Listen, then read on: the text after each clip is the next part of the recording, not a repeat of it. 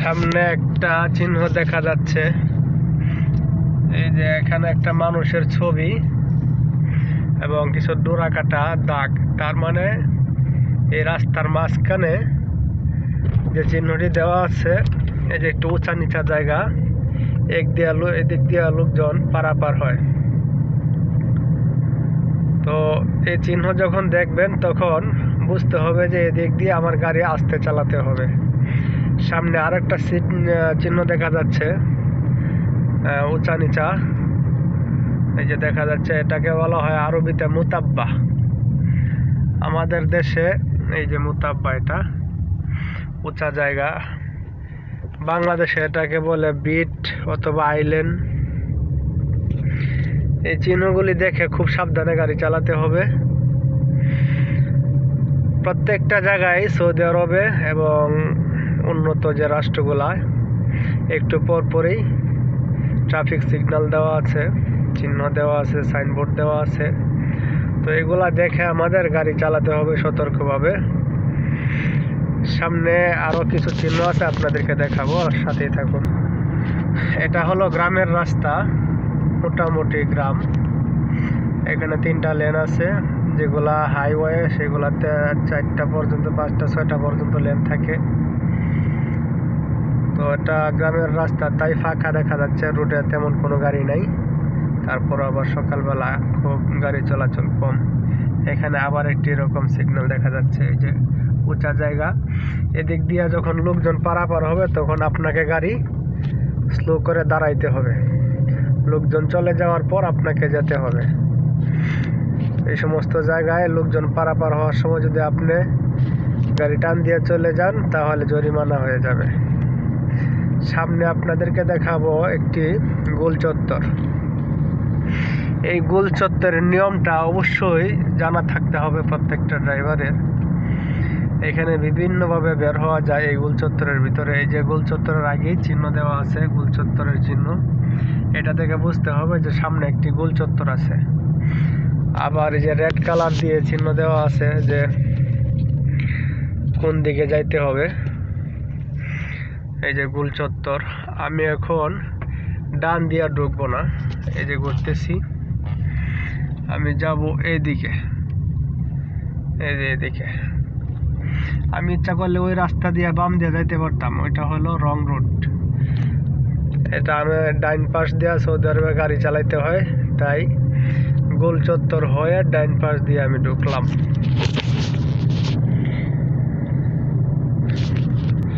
সামনে আরেকটি যে আঁকা বাঁকা চিহ্ন দেখতেছেন, এখানে যেরকম ভাবে চিহ্ন আছে ঠিক এরকম ভাবে রাস্তাটা আঁকা বাঁকা সামনে, তাই খুব আস্তে করে যেতে হবে। এরপরে এসে লাল এবং কালো 2টা গাড়ির চিহ্ন, তার মানে এখানে ওভারটেক করা যাবে না। যে দেখেন 2টা ডোরা কাটা সাদা দাগ আছে। এই সাদা দাগ যেখানে আছে কোনো কাটা নাই মাঝখানে, এখানে কোনো ওভারটেক করা যাবে না।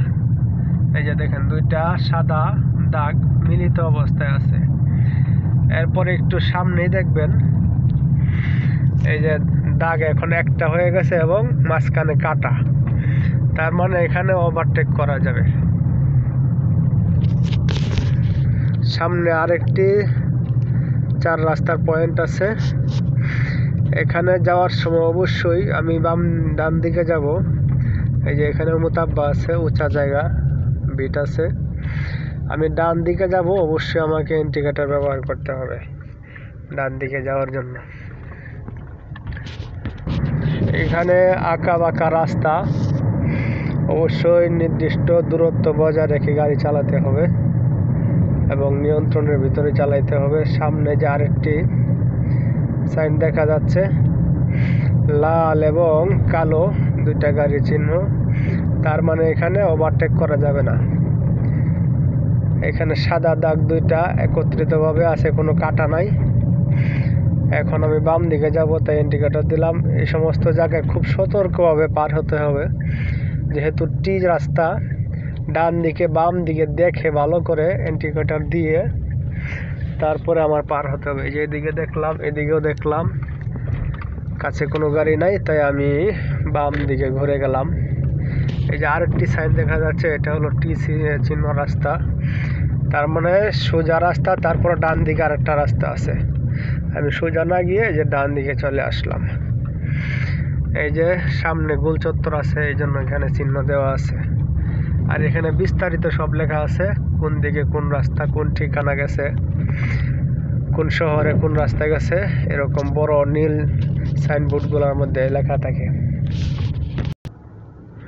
আমি এখানে একটু দেরি করব, যখন গাড়িগুলো চলে যাবে তখন আমি বের হব। আমি এখন ডান দিকে চলে যাচ্ছি। সামনে একটি গুরুত্বপূর্ণ সাইনবোর্ড আছে, এই যে দেখেন 90 লেখা আছে এবং একটা ক্যামেরার চিহ্ন। এরকম চিহ্ন দেখলে বুঝতে হবে সামনে ক্যামেরা আছে, আমার গতি যা লেখা আছে তা দিয়ে চলতে হবে। যদি আমি তার সাথে 10 বেশি দিই তাহলে আমার জরিমানা এসে যাবে ক্যামেরা, তাই খুব সাবধানে গাড়ি চালাতে হবে।